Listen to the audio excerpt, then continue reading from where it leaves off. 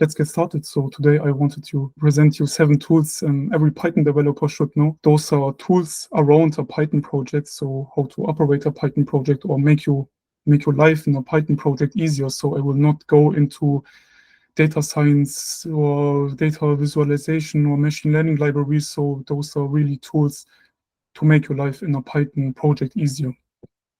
And what I notice is, especially as a beginner, it's really difficult to navigate through those tools.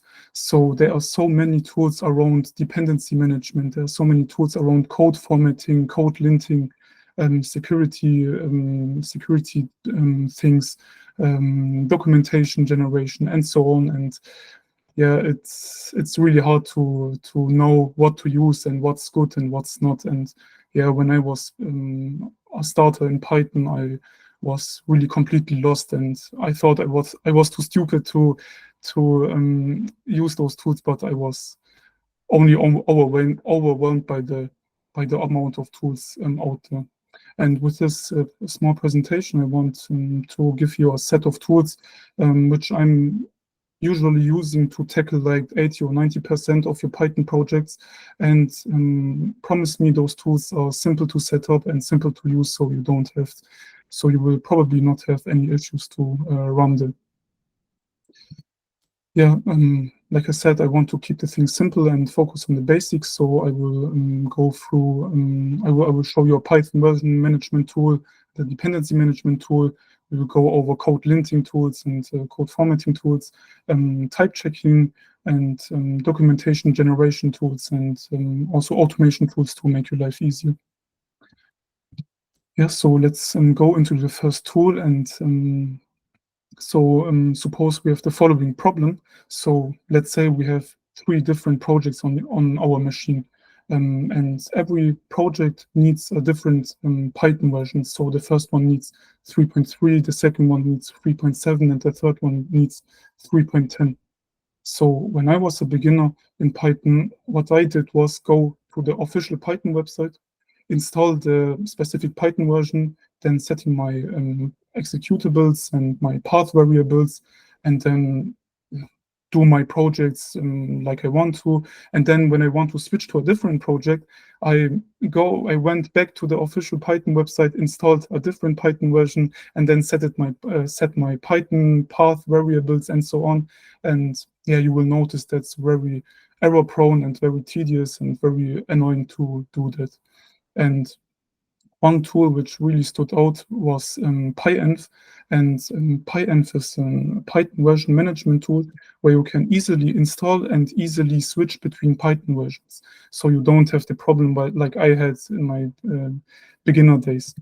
So in this case, you will have a specific Python version for every project and can switch between the projects easily. Like I promised to you, it's really easy to set up. So if you have a Linux machine, you can just run the curl command and yeah, so use the official installer and install Pyenv. Then you have to set some shell environments. So I think that's the most complicated part in this installation thing. So it's only to say, okay, Pyenv should store its files in this directory, and making Pyenv executable and enabling auto-completion stuff in your terminal, so nothing crazy. And I will also have a link in the notes of the PowerPoint, so don't worry about it. But when we install Pyenv, we can just run pyenv install and then the specific Python version. So it's really easy as that. So in our case, when we want to install Python 3.10, we just run pyenv install 3.10 or pyenv install 3.7, and that's it. That's enough. And now if you want to set a global Python version, we can do that with the pyenv global command. So we can just run pyenv global 3.7, for example. And then, yeah, we have our global Python version set up. And when you run Python, it will always run with the 3.7 version. But now, like in our problem earlier, we have different projects, and every project needs a specific or a different Python version. And what we can do is now when we have a project named test project, we can, first of all, of course, create our folder, navigate into it, and then just run pyenv local 3.10. And pyenv creates a Python version file where it just has written the version 3.10. And that's it, because pyenv will always look at the will always first of all look at a Python version file. If there's one existing, then it will use the Python version from this Python version file. But if I don't have a Python version file, pyenv will use the global Python version. But in our case, we set it to 3.10, and now when we are in this directory, in our test project directory, I will always use pyenv will always use the 3.10 version. And that's it. And when I can do that for my other projects, I can set it to specific Python versions, and I will not have to go to the official Python website and install it like I did back in the days. So that's it. So that's the use of pyenv. So you don't really have to know some other commands of it. So that's basically it. Now again in our projects, we have something like a data analysis tool created for project A, and for project B, I don't know, some machine learning pipelines or something like that. And for project C, I don't know, some data visualization tools. And for every project, we need a specific specific and different pandas version. So 0.13, 1.0, and 2.0. And now, what I did in my beginner days was I installed all the libraries in my global Python environment. So you can imagine it was really error prone, because now when I'm in project A, I have pandas 0.13. Then when I switch to project B, I had to install pandas and then install pandas 1.0. And then when I switch back to project A, and I had to deinstall it and install it again. And yeah, it was really error prone. And another problem was that when I removed the library with pip, then it will only remove pandas, but not all of its subdependencies of pandas. And yeah, you can imagine that's error prone too. And of course, Python comes also with a lightweight virtual environment tool, but I'm not a big fan of it, because you still have to use pip. And like I said, pip will, for example, not deinstall all of your unused subdependencies. And yeah, one tool which I really like is Poetry. So Poetry is the dependency and package manager on steroids, if you want to. It handles your dependencies well. You can even distribute your package to the Python package index so other people can install it. It will you can so there are so many features in there. We will look at some of them in the following slides, but it doesn't matter if you use Poetry or some other tools out there, but please don't use pip, and please don't use Conda and Anaconda, so it will only break your machine. But yeah, like I said, so when we use Poetry, we can now use a dedicated virtual environment for every project, and we will not have any dependency conflicts and any dependency issues out there. So to install Poetry, we can again use the official installer and install it with curl. And now we can go into our test project folder, which we created earlier, and run Poetry init. And Poetry init, like the name suggests, will initialize your Poetry project, and it will create a PyProject TOML file. And this PyProject TOML file is like the heart of Poetry, because there are all the configurations and informations Poetry needs to operate your Python project. So you see the name of the project, the version, a README if you have one, and you can see the dependencies which are listed there. And it also automatically detects the version we earlier defined with pyenv, so the version 3.10. And now when I want to add libraries or install libraries, I just have to run Poetry add and then the name of the library. So in this case, NumPy and request. And now, the first time when you install something, Poetry will create a dedicated virtual environment for your project, and install all the libraries, and will write the libraries and the specific version into your PyProject TOML file.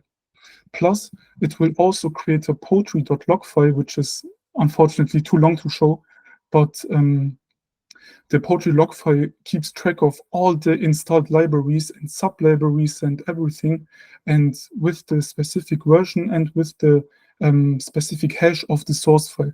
So theoretically, when I have the PyProject TOML and the poetry log file, I can fully reproduce your environment, because poetry keeps track of all those libraries and sub-dependencies and so on. Now, you can also create groups with poetry, and groups. So those are basically dependency groups, because, for example, when you are on your development machine, you will usually have some additional dependencies for code formatting or code linting or testing your code, which will not really need on your production server, for example. What you can do is you can create a group. For example, when I want to install PyTest, a library for testing your Python code, I can just run poetry at pytest -- group and then test.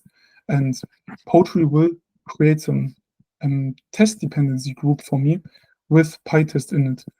And that's really useful because, like I said earlier, if I'm on my development machine and I want all of the libraries in there, then I can, for example, just run poetry install. So poetry install is like pip install -r requirements.txt. So it basically install all of the dependencies. So for example, if you are cloning a project and want to set up your environment. And yeah, for example, if you're on your production server, you just run poetry install -- without test. And this will omit all of the dependencies in the test dependency group. And that's really helpful. We will see later on where we also create our own dev group for all of our development tools, like the linting or formatting tools. And now the nice thing is, when I want to remove a dependency, I just run poetry remove numpy, and now poetry will not only remove numpy, but also remove all of the unused sub-dependencies of numpy. So I will not break anything, and that's a really big advantage over pip, to be honest. And now when I want to run a Python script, I just add a poetry run before I write Python app.py, for example. So I just add the poetry run. So you can also activate your poetry shell and omit the poetry run, but I'm not a big fan of it. So you can just do it like I wrote it here. And of course, poetry is really powerful. I will encourage you to read through the documentation, but I think when you do those 7 steps, I think you are much more ahead than using pip, to be honest.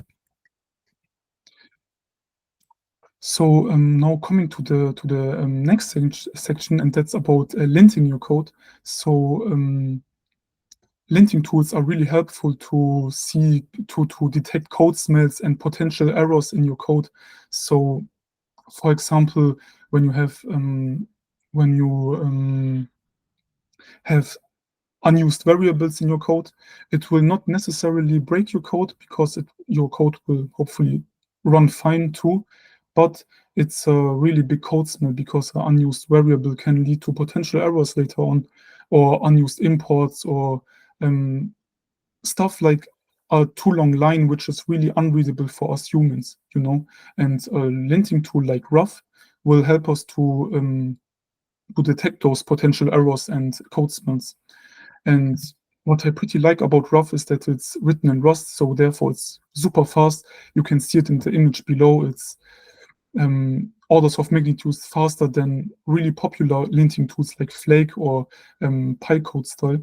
And yeah, Ruff implemented over 700 built-in rules, and also re-implemented the rules of popular linting tools. So I think there's no reason to not use Ruff, to be honest. Plus, it can also format your code too, which we will see later on. Again, installing Ruff is not that difficult with poetry. So just running poetry at Ruff and then adding it to our dev group will do the work for us. So like I said, we don't want a linter in our production environment, so we can add it to our dev group. And now the nice thing is about Ruff that you can also configure it like you want. So you can configure it in your Py project toml, which comes with the Poetry initialization, and you can set the configurations like the line length. You can select specific rules. So in this case, we want all the rules from the re-implementations, from PyFlakes, from Py code style, and from isort for import sorting. We can also exclude directories, so Ruff doesn't have to go through our virtual environment folder or through our Git folder. That's not really necessary for us. So now when we want to run Ruff, so imagine we have the following file named app.py, where we have an unused import there and a too long line there. So when we run poetry run Ruff dot, so dot means that it should run over all the files in the directory, it will throw some errors. So it will say, okay, your import block is not sorted, and moreover, your OS module your OS module wasn't never used, or your line is too long, because a too long line isn't syntactically false, but it's not really human readable, to be honest. Or you don't have a new line at the end of the file. Plus, it also says to us, hey, there are 3 fixable errors which you can fix with the fix option. So let's look at the fix option. So when we run the command again with the fix option, then it will fix 3 or 4 errors we previously had. And yeah, unfortunately, it will not fix the line too long error. I don't know about any rules from Ruff which will fix this line too long error, but it will fix many of your errors, and it will make your code cleaner and less error prone. Now I teased it a bit, so Ruff is not only for linting, but also for code formatting.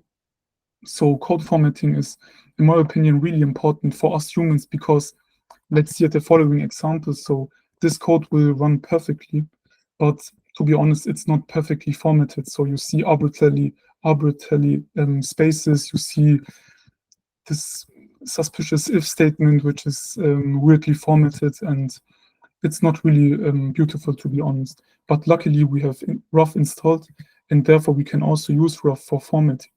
So again, we can configure it in our Py project toml file.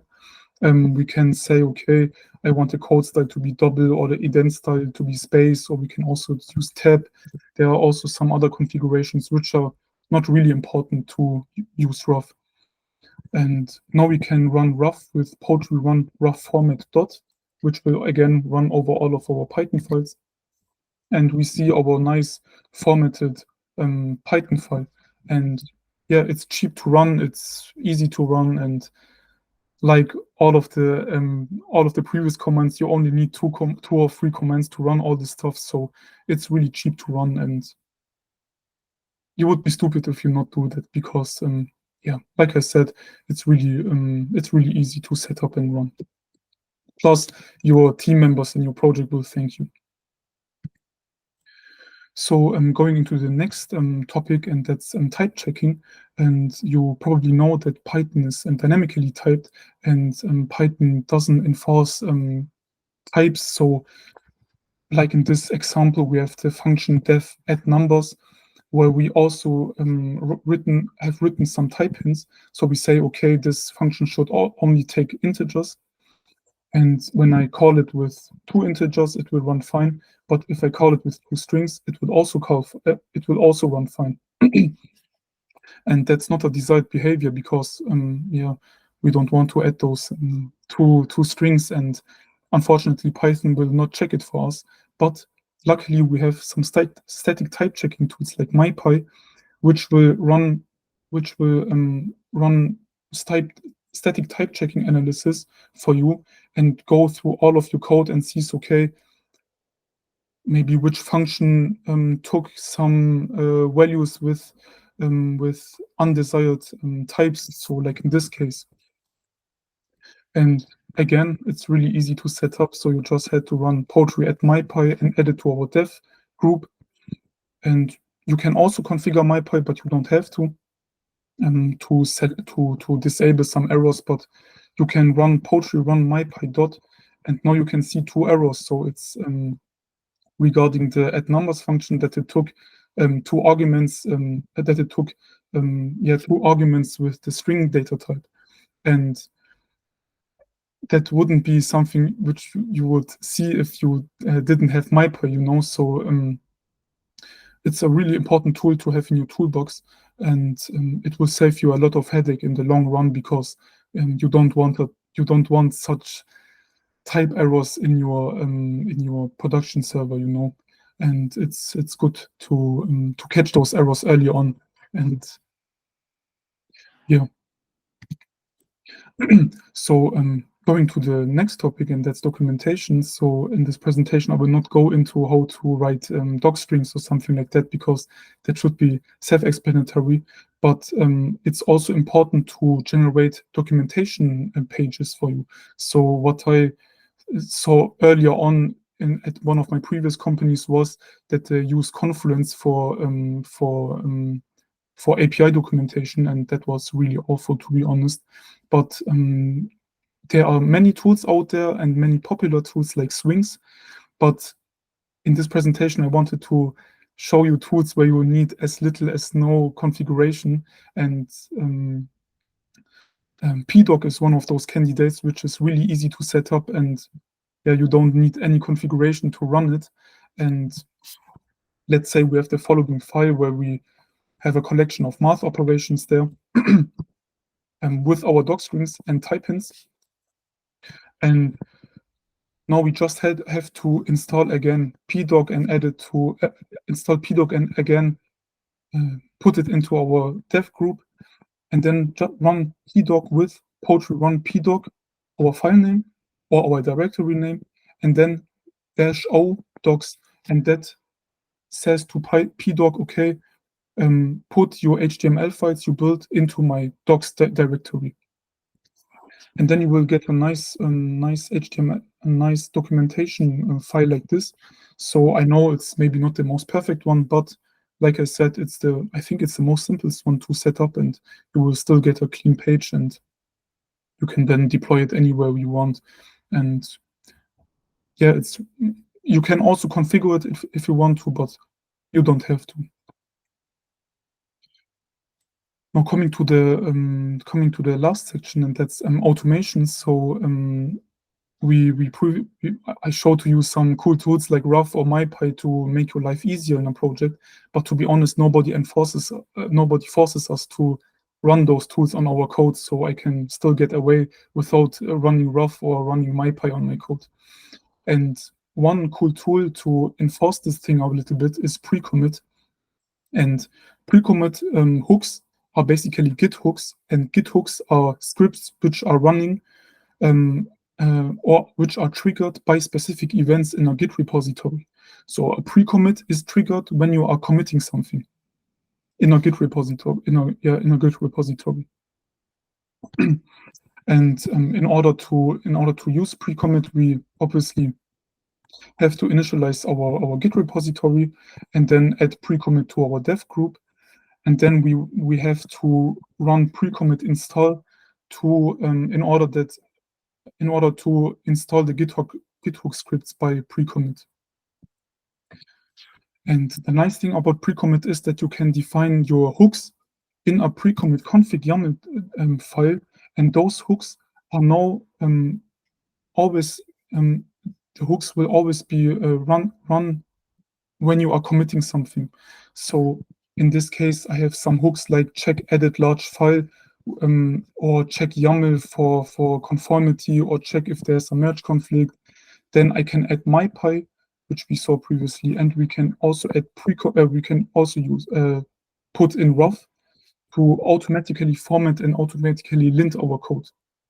And now the nice thing is, when I add and commit everything, you can see that pre-commit will automatically run, and it will run all the hooks I defined, and it will also throw errors. So for example, for mypy, it will throw the argument, the incompatible type errors, which we saw previously. It will also see that sees that we didn't format our code appropriately and will automatically format our code. And that's a pretty nice thing because it avoids to push bad code into our code base. Now coming to the last part of this presentation, and that's make and makefile. So you saw all those commands we usually run over our Git over our Python project. And so sometimes when you want to deploy your project and want to build your project or something like that, you maybe have some long or complicated or tedious commands to run, and you don't want to remember them always. So what you can do is use make and makefiles to automate this stuff. So with makefiles on make, you can define recipes in your makefile to in order to run them easily. So for example, I have the targets like install or install dev in order to set up my poetry project. So for example, the install dev target will print out something and then will run poetry install, or the format target will run Ruff format over my code. And that's a nice thing because, okay, in this case, I don't have any complicated stuff there. But if you have a long series of commands or complicated commands, then you can just define it one time in your makefile and then run it with the specified target. So in this case, I can run make install and it will run the commands from the recipe I defined here. And that's a pretty nice thing because you don't have to remember some complicated stuff, and new team members can also navigate easily through those commands. And yeah, it's a pretty cool thing to consider.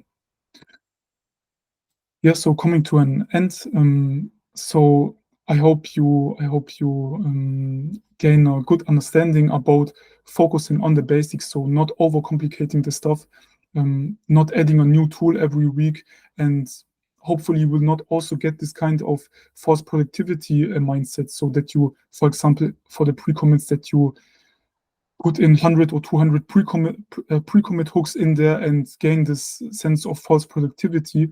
Because let's be honest, those tools are only there to simplify your life, but it will not write your code. It will not write code for you, and it will not make you a really good programmer, because those are only tools to help you.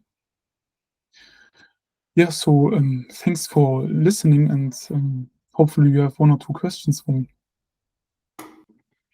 Let's all thank Banias for an awesome presentation. I took a lot of notes, and you talked about a lot of things I had never heard about before. Some things I had, but it's cool to learn about the new stuff too. Let's open it up for Q&A. So if you guys have any questions on like what Banias talked about or anything else, setting up Python stuff, feel free to raise your hand or to drop it in the chat. So one thing we've got in the chat is please name all the libraries. I guess maybe, do you know all 7 of them off the top of your head real quick, Banias? You know those I presented right now? Yeah. Yeah, so it's poetry, Pyenv, Ruff, mypy, pdoc, pre-commit, and makefile. But not all of them are libraries. So for example, make and makefiles, those are not libraries. Those, for example, make, it's a Linux tool, if I know that correctly. Command line tool. Yeah, so, or Pyenv is not technically a library of Python. It's also a tool, but yeah. Yeah, that's good. That's a good thing to distinguish. These aren't all Python libraries. These are some of them are things you install on your system. So if no one has any questions right now, I've got a couple that I'll go ahead and ask. So you said, don't use Anaconda, use poetry. So what's wrong with Conda? Yeah, so the problem with Conda is that Conda tries to do many things at once, but in my opinion, it doesn't do anything really well. So, for example, what I never understood was when you have a Conda project, okay, you create your Conda environment, and then you want to install your libraries. What I never understood was why are there libraries which I can't install with Conda, you know? So I always had to mix up Conda and pip. So for example, I installed those. Yeah, so the popular tools like NumPy or Pandas or something like that, they are always installable with Conda. But if you have some unpopular libraries, you always have to install them with pip, and I never understood that, you know. But and yeah, to be honest, small anecdote. So when I installed Conda and Anaconda, it crashed so hard my laptop that I had to format it because all those Python path variables were mixed up, and yeah, it's not a cool tool, to be honest. And like I said, so I prefer using two tools, so Poetry and Pyenv, over one tool, Conda, to be honest, because yeah, like I said, Pyenv does one thing and one thing really well, and that's something which Conda doesn't do really well, to be honest. Okay, and to make sure I had it right, like Pyenv was just managing Python versions, while Poetry was managing like particular like Python environments. Yeah, your libraries there. The library specifically, not necessarily the version of Python that you're using. No, that's not. But you can also yeah. So so Poetry plus Pyenv makes a good project. So you can also write like Poetry and use 3.10, and then you can also tell Poetry, okay, use the specific version, because earlier we did Pyenv local 3.10, so we use Pyenv to set the Python version, but you can also use Poetry to use the Python specific Python version. But yeah, there's a small distinguishment between them. Okay, that's a good point to clarify. Federico asked, is it possible to integrate some of these tools into VS Code IDE by extensions?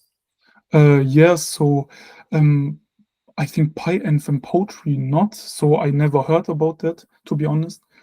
But you can use Ruff and I think also mypy to so there are extensions where you can activate them, and when you press save in VS Code, then it will automatically run Ruff and mypy over your code. But so I know that Ruff has an extension, but I'm not sure about mypy, to be honest. And yeah, Makefiles also have an extension, but I'm not pretty sure about that. So I'm not a big fan of extensions because when you're working in a project, maybe not everyone has VS Code, you know, and you still want a standardized way. Okay, even if someone use PyCharm or Vim, or not Vim, but PyCharm, or I don't know, man, any IDE or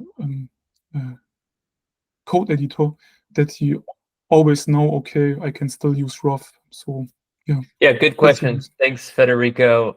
Any other questions from the audience? You know, feel free to raise your hand or drop something in the chat.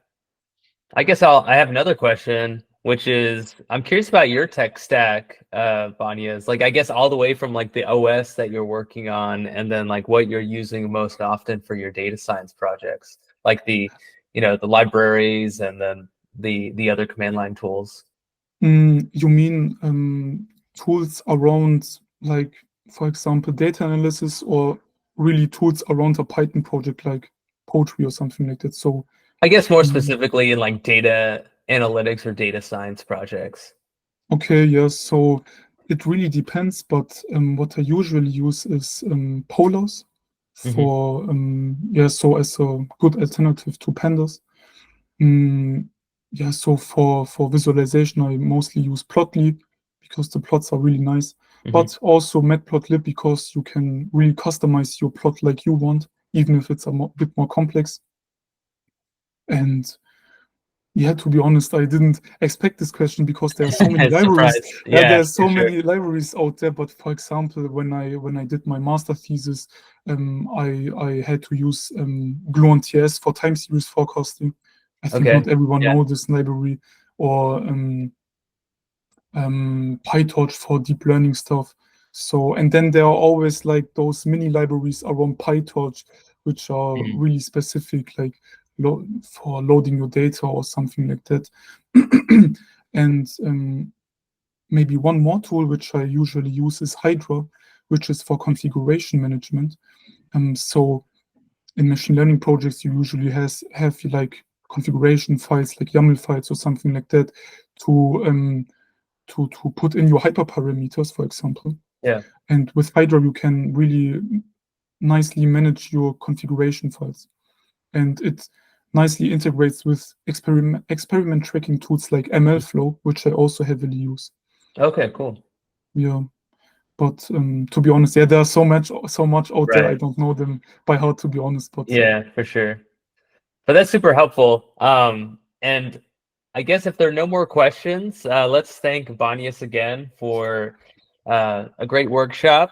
And I'll just call out that next week we have another event. We actually have a huddle, which is going to be hosted in the Data Entrepreneurs Discord. And huddles are essentially an opportunity for people in the community to get together, to connect and network, to talk about project ideas and whatever it is that they're working on. So if you're looking for feedback or just trying to network with other entrepreneurs, that's a great opportunity to do that.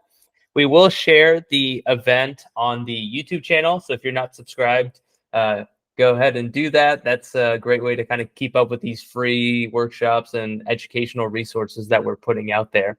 And with that, thank you, Banias, once again. And thank you, everyone in the audience, for joining, and hope to see you guys in the next one. Take care.